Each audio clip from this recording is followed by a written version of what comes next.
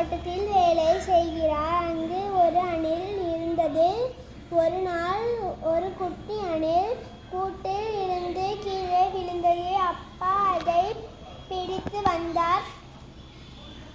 அழகாக இருந்தது. Chip chip என பெயர் வைத்தோம். ஒரு அட்டையில் வீடு செய்தோம். அது சிப் சிப் வீடு.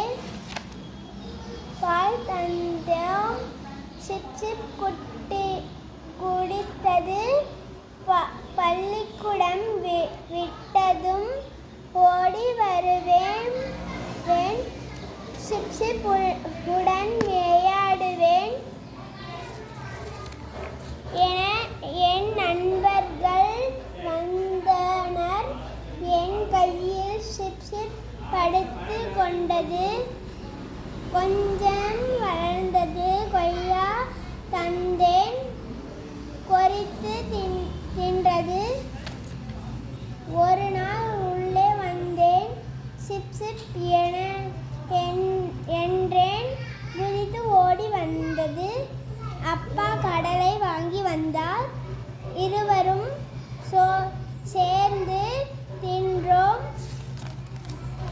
ஒரு நாள் எனக்கு காய்ச்சல்.